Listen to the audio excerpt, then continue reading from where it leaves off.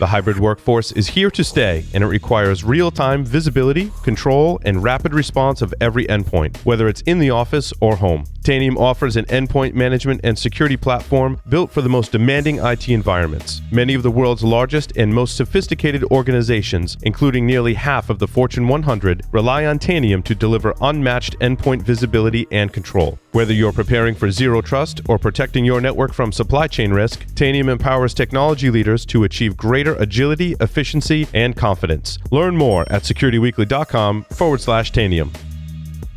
Cybersecurity is about more than just technology. It's about how people behave with emails, data, and cloud applications that directly impacts your company's security posture. Security works best when it's ingrained in the culture of your organization. To learn how to build a security culture and transform your employees from targets into a strong line of defense, head to securityweekly.com/proofpoint and visit their Cybersecurity Awareness Center. Whether your biggest cybersecurity concern is ransomware, unprotected network devices, zero trust success, or auditing your supply chains, firmware security is critical. Eclipsium's enterprise firmware security platform helps you identify devices and their firmware, verify the integrity of firmware wherever it's used, and fortify firmware throughout active remediation and automated patching. Visit securityweekly.com/Eclipsium to try out Eclipsium or learn more about enterprise firmware security. Welcome back to Enterprise Security Weekly. InfoSec World 2021 is proud to announce its keynote lineup for this year's event. Hear from Robert Herjavec, plus heads of security at the NFL, TikTok, U.S. Department of Homeland Security, Stanford University, and more. InfoSec World is next week, next Tuesday and Wednesday. You can visit securityweekly.com/ISW 2021 to register now and save 20%. All right, today we talk with Frank McGovern to explore the current state of blue teams and the importance of security policy. Not only has Frank been a practitioner in his career, but he also built Blue Team Con, a labor of love designed to fill a significant gap, I think, in both the Chicago security event scene and across the wider cybersecurity events industry. Welcome to the show, Frank. Yeah, thank you for having me today. Absolutely. Talking about your cybersecurity career, I didn't want to misspeak there, but it seems like you've been on the defender side, on the practitioner side, your whole career. Is that correct? Yeah, that's correct. I've not done consulting. I'm about 10 years in now at this point. Yeah. It's solely in security with an actual title of security is around 10 years. Okay. And I think we share humble beginnings. You know, I remember working at CompUSA back in the day. It looked like you spent some time at Geek Squad. Yeah, that's correct. Yeah. Started up at Geek Squad and then went through the help desk route and then infrastructure engineer route and came up through that ranks. What's the craziest thing you saw while working for Geek Squad? Do you really want me to tell this story? It's some guy brought in a desktop once. And we offered a service at Geek Squad to clean out the inside of machines with like an air duster. Ooh. So we had this, he opened it up and it's, dead bugs and dust inside the normal. But there was like something on the side panel that you open up the machine with. And I went to just hit it on the desk to knock the dust off, this like dust cloud of things. And it just fell down and it was like several hundred baby cockroaches that then just ran across the entire counter and into the cash registers and everything. Oh my God. No, wow. We had to throw his machine into a garbage bag. My manager told him to get out, and we had to basically shut down for several hours and clean everything because if one lives, it's just impossible to ever stop at that point. Oh my goodness, that is. Yeah, I mean, Halloween story right there, right?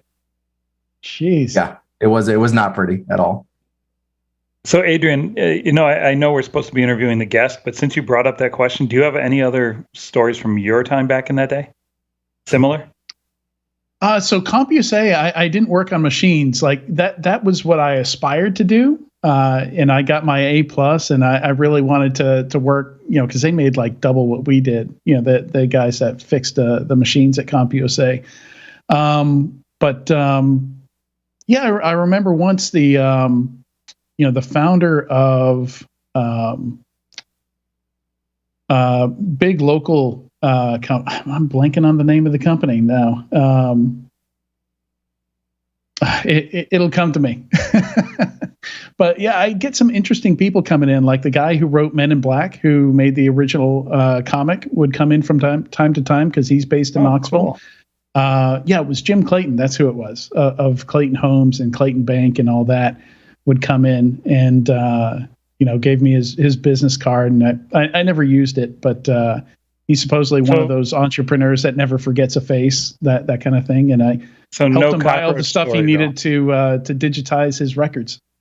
Yeah, so it's no cockroach story, just meeting a lot of really cool, famous people. I think it's more what I choose to remember. There are probably stories like that, but I label those for removal from my brain. Exactly. So now we should probably shift back to actually doing the correct interview instead of me interviewing you. Yeah, no problem. So yeah, Frank, you've worn a lot of hats on the Defender side. Curious as to what you enjoy doing. One of the things we're going to talk about today is at Blue Team Con, at your conference, you gave a talk on policy, which I think people generally don't regard as one of the most exciting topics. But I'm curious as to what you've been drawn to on the practitioner side, and what maybe not as much. Yeah, I would say I'm finding it to be really fun in the architecture space of just gluing together the engineers to the business and figuring out how our actual applications that the business has function from the business side, how they actually work, and then figure out how we can tie in from a security perspective, or make sure that while they're building the solution or building out an environment, it's secure in our standards and policies. And I think that back when I was an engineer, I think my most favorite area was probably around vulnerability management. I'm still a little bit of a nerd in that area. I enjoy rolling out vulnerability management programs and actually scanning for things and getting to the point where your stakeholders are actually logging into the vulnerability platform themselves to look at their vulnerabilities. And that whole mature path is really exciting to me to see it or go through, because many, as we know, are not doing it very well. They're ignoring a lot of vulnerabilities. They're not seeing everything. So especially, I work in pretty large enterprises that are global now at this point. So it's very fun to build out that architecture. I let the engineers handle in the weeds and even teach them some things, because I'm kind of a tenable nerd. So, we teach them some of these facets that I know from my past experiences of rolling out a product like that, and then helping architect what the actual whole program is. So the engineer is building out the product and, setting up the scanners and making sure they're all connected in. But my role is to make sure it's all connected, we're not missing anything, fix the problems, and then go into that next process of, okay, how do we open up these vulnerabilities with individual business units and tell them to fix those problems? So that's probably one of my favorite areas. And then I am headed towards the GRC path. I'm probably one of the few people that actually enjoys writing policy and sitting there in a Word document and just starting from scratch and writing out what our policy should be and looking at standards and frameworks to kind of make those decisions. But that's kind of what my talk was on. My talk's title specifically was, you don't need to be Michael Jordan, because a lot of people have this belief that you have to just write an expert level policy right off the bat. You can't take your time maturing a policy. It just has to be great on day one. So that's a lot about what my talk was about. I totally get that. When I started a company, I did not anticipate I would enjoy writing the contracts. But I wrote our contracts from scratch, and we did have a lawyer, that we had review everything. But I love the idea of, hey, I get to come in here and make this thing readable and usable, and take out all that garbage that doesn't make any sense. And that was kind of the aspect of it that appealed to me. Because a lot of them, you read it and it's trash. Like, nobody's doing any of this. Nobody's reading this. Yeah, and it's nice because you're getting to set, like where I created cybersecurity policy first time, they didn't have one. So I was basically creating the policy for the company as an engineer title. So that was really nice. But you're basically setting the security direction, strategy, roadmap of the whole organization. So it's very nice and very impactful work. And I also love that you talked a lot about the people and process components of that. Like I feel like I could ask you about controls and stuff like that, and you'll bring it back to that. Because every time I do a postmortem or do some research on a breach, it's almost always people in process where things fell down. It wasn't that, oh, they didn't own enough security products or something like that, or, they didn't deploy these controls. It's that, people weren't using them, they weren't maintaining them, there wasn't good communication between departments, that kind of thing. Oh, absolutely. I mean, buying the tool is the easy part, right? And I don't want to say like an absolute statement here, but a lot of tools don't fail. They do, but it's usually in more complex situations or when you're facing things like APTs and not, a random phishing email that comes through. There are some challenges though that things need to be worked on, and some things miss. So that's all tuning. But I think you're right in that most failures end up in probably the process area. And then it's the people failing to do that process right that just leads to everything else. So you've been doing this for a little while. What have you seen change over time, especially as, there is this new crop of tools that enterprises are adopting, looking at things like automated red teaming and purple teaming. How has that changed your job? And how do you feel about that from an automation point of view versus a human point of view? The automation is great. So platforms like SOAR, which are security orchestration and automated response, are invaluable at large organizations because, just at my last org, we were manually triaging phishing emails. So our SOC analysts were having to do, 150 to 200 emails a week manually, looking at them, determining if they're good or not, and then going out and searching the environment to remove if they're anywhere else. And then following up, did anybody actually click the link and all that kind of stuff. So automation has been massive because the current organization, our SOC analysts, I would say, only manually handle maybe 5 to 10 phishing emails a week. So that's a solid win in an area of automation that you can just automate a lot of tasks to determine if something's actually malicious. Once it finds it already is, go automatically remove it instead of having somebody manually run a PowerShell script to go remove it from every mailbox. So jumping into the policy stuff, how would you convince somebody that it's worth writing their own policies from scratch and that it's worth putting some time and effort into them, rather than just downloading some templates and doing a find replace? I think it can go both ways. I would actually like to advocate that SMBs do look at templates because they're so resource constrained that it might be useful to them. But like you said, you cannot just get the template and copy out the insert company name here and put your company name in. You actually have to go through it, but use that as like a guiding line of what should I be doing? What's like my due diligence, due care, best practices, because that's what the templates really have in them. Go through it and decide what you feel like you should be doing as well. And that comes into play though if you're in a regulated industry, or you have laws on you, or you have to meet some kind of compliance requirements. That changes the game a little bit. You can't pick and choose what you want to do. But I think it's a great path to go down writing the policy, because you can probably look at any organization and realize that nobody's doing things all the same. So we kind of came from the bottom up where I created policy. I started with the fact that when I was on the help desk there, nobody was doing the same process. So I just created procedural documents to solve those challenges and make sure we're all doing the same exact thing and we all understand what we're supposed to be doing.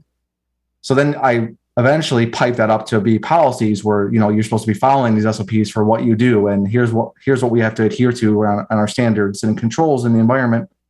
And then it goes back down to the procedures that you have to follow. So I think it's a good lesson to get into, and it's smart to write your policies to really cover yourself, because it's getting more and more in the core systems that if you're not doing your due diligence and due care, it's only going to burn you. It's no longer that you can't get a cop out of saying, well, I'm in an unregulated industry and there's no laws that apply to my company, so I was able to cherry pick what I wanted to do from security. It's due diligence and due care is getting into the legal system, and precedence is being set in that area. So writing down your policies is going to allow you then to track your compliance to those policies. And someday that's going to cover you. It's also a great guiding light of what you should be doing, because you can look at, as you eventually get to risk registers and doing risk management as well, you can take your policies and figure out where the gaps are. And then that'll help you prioritize where you should be spending your resources instead of just kind of cherry picking out of thin air what you should be working on. So it sounds like you're saying, if I'm hoping my cyber insurance policy is going to pay out, some evidence that I'm not following my own policies is probably not going to work in my favor. No, absolutely. The first thing that you're going to get are, what are your cybersecurity policies? You're not going to get, was antivirus installed on a machine? You're going to get, show me your cybersecurity policies so I can pick those apart and ask you questions based off what I see. And how do you get people? How do you prevent drift from that policy? Do you need somebody on staff that's just going to keep bringing it back to policy, and making sure that's happening, or are there other tricks to it where you can kind of build some of that policy into your tooling and things like that, so people don't forget that it's there? Yeah, I think it's smart to do. You need audit and compliance people at some point in a risk department to then go and validate what's actually happening, and compliance to check that. How are we aligning to what we've written in policy? I think that a good area here of way to tie it in the business so people don't forget is kind of really put a lot of onus back on users and the business themselves. So you can do things like roll out a content labeling policy, and you need to push it out to the users instead of trying to fully automate it and make it in their face that when they create a new document, they have to give it a category or some kind of classification before they can continue, or before they can save it, or before they can email it out. That's really putting the onus back on them to follow what the standards are. And then from there, you can just audit what's happening. I think another good area is always access reviews. A lot of companies now are, instead of having an identity team check who needs what access, because it's impossible at a 100,000 person company for me to know every person's access and what they should have, putting the onus back on managers and higher levels to do access reviews of their own employees, and sending them continual reports, maybe annually, saying, here's all the access your employee has. Click yes or no if they still need access to these things that are listed here. Thank you for saying that. If you're watching or listening to this, back it up 10, 15 seconds and listen to that again. Big, especially, talking about large organizations, there's just no way the security team can police everybody. Like talking about access controls. I absolutely think more responsibility for security should be pushed back out to departments. And people hear that and they think, well, no, of course we're not going to expect you to do technical security stuff. But this should just be part of the job, especially if someone changes roles from one department to another. That's like the classic example of, they're just gathering up access controls from every department that they join within the company and never losing any. Yeah, I agree. That's a very big pain point. And of course, this is still another process, right? And the people could fail it. You could have managers that just click yes, I'm sick of doing this. But that's where audit comes in. And you should have people looking around to make sure the policies are being followed. You should not wait for external auditors to gauge how compliant you are to your policies.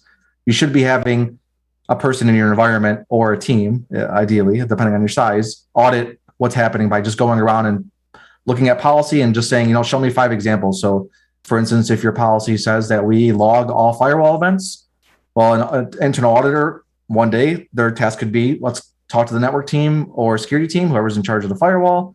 Show me that, pick out 5 random firewalls and say, hey, are these all logging, and prove it to me. This might tie into your Blue Team Con and why you do it, but a lot of the things you're talking about are foundational security capabilities that every company needs, but they're seen as less interesting or exciting to some people in the Blue Team side, and writing the policies, checking all of your access controls, not as sexy, quote unquote, as some of the other, red teaming, breaking stuff. So how do you get people into security? How do you get people interested in these Blue Team type activities, the policy writing, all of these things that are absolutely mandatory, when all the glory goes to breaking stuff and writing exploits? Yeah, I think you asked a great question. It's something I'm probably still working on, so I don't know if I know the best answers, but it's really finding the right team and making sure that you complement each other's deficiencies.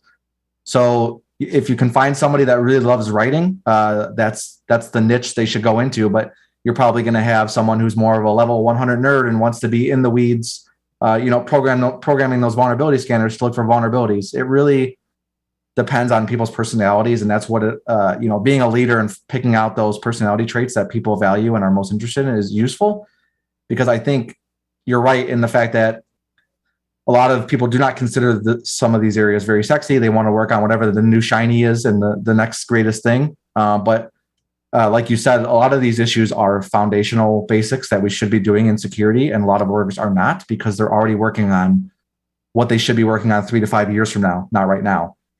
There's a lot of organizations out there that are pushing out, data loss prevention controls on endpoints, but then their users are still local admins. So what's the point of pushing out a data loss prevention control if your user can just uninstall it because they're a local admin on the machine?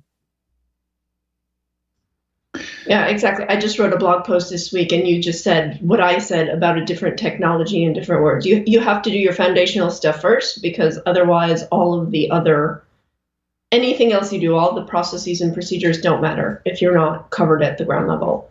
How does that tie into the con? Do you talk about recruiting? Do you talk about looking for skill sets? Where does the community come from, and what are some of the hot topics?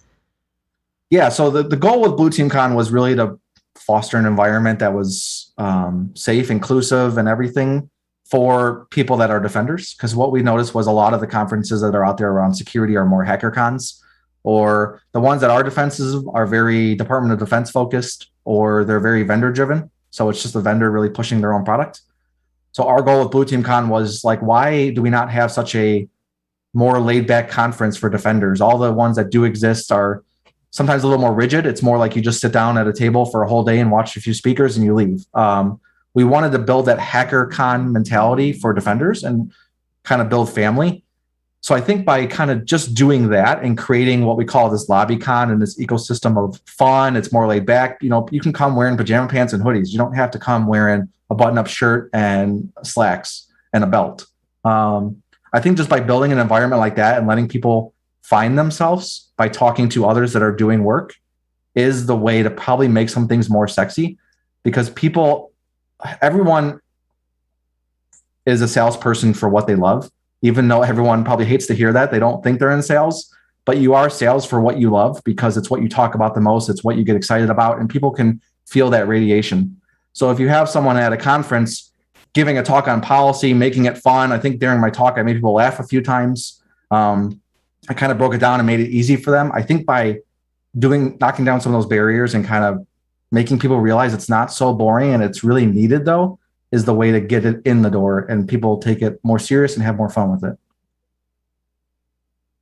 All right. I know you got to go soon, but just wanted to ask one last question. When shopping for a car as like an investment or a showpiece or something like that, why do people measure the paint depth before buying them? This is a great question. Clear coat is in UMs, clear coat, and all the way down to the basement. I'm forgetting terms right now because you have me in cybersecurity mind. You're switching me to auto detailing mind. But you have the metal basically of the car, right? Or plastic or fiberglass, whatever it is. The substrate is what it's called. And then on top of that, you have paint. On top of that, you have clear coat. Those are 3 different layers. The clear coat layer is it depends on how good of a tool you use. The tool you use should be measuring the clear coat layer, because when you're correcting a car with a machine, you're doing like the whole buffing and everything. That's taking off micro UMs of the clear coat. So by knowing how much clear coat you have left, you know how long you can go before you burn into the paint. And you start, once you get past the clear coat, that's all that's protecting the paint. And paint's very easy to chip off. So at that point, you're just protecting the substrate, which is the metal, plastic, or fiberglass. All right. Yeah, that makes sense. Yeah. Or in Tyler's case, it's not metal or plastic or fiberglass. It's carbon fiber underneath that paint. Oh, right? Another substrate. Yes, absolutely. There's a good one. All right, Frank, thanks so much for joining us on Enterprise Security Weekly today. Yeah. Thank you for having me today to quick talk about some things. All right. We'll be right back in a few moments with the weekly Enterprise News.